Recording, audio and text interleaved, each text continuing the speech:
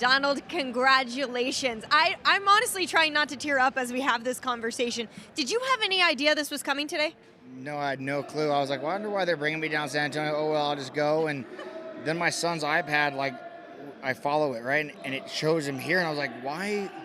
It must be linked with my iPad. So I couldn't figure. And I texted my wife and it's going green. I'm like, why is your phone green? Like, what's going on? Like, she didn't call me all day. I was like, oh, maybe she's just letting me be. And I had no idea. And all the sneaky little staff here, it was a treat.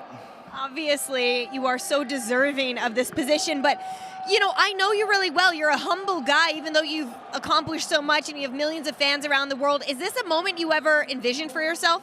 I mean, throughout the years, everyone talks about, oh, he's a future Hall of Famer, but that's just talk. Like, you don't actually know. And then I was talking with my buddy, and I was like, you want to come to this fight? And he's like, why are they bringing us? I don't know. And I think, you think this might be announced? I said, no, it hasn't even been a year. Like, there's no way it could be this soon. And, yeah, it's wild. I'm so grateful, man. It's unbelievable. And the fact that Lindsay and your three boys were here, including the brand new baby, they were in the building, that had to make it almost perfect for you. Yeah, because we talked, Lindsay and I, like, man, Havoc's the only child that hasn't been in photos. So, yeah, I'm going to tear up now. Did you talk to Grandma at all yet? She was on FaceTime with our nanny, so, yeah, it was cool.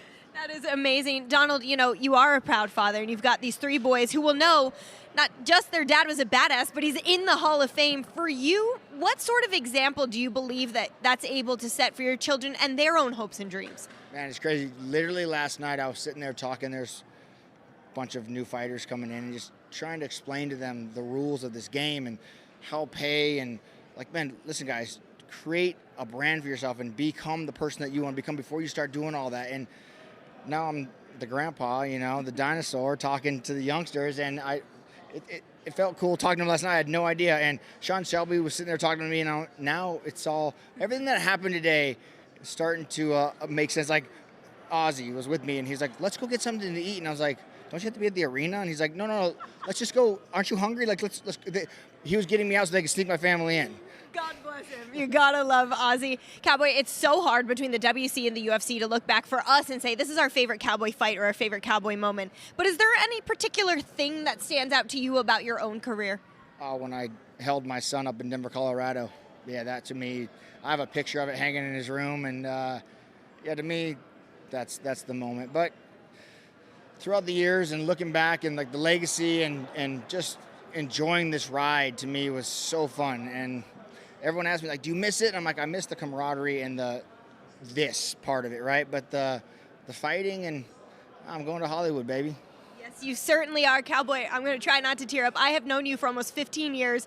I remember back in those WC days, we were young kids, you, my husband, myself, eating McDonald's at the Palms after these crazy fights. And you guys just always put your heart and soul on the line. You are so, so deserving of this position. And thank you for all of the years of entertaining fights, but also so much kindness behind the scenes. You're the best. Thank you. Thanks. Thank you for watching ESPN on YouTube. For live streaming sports and premium content, subscribe to ESPN+.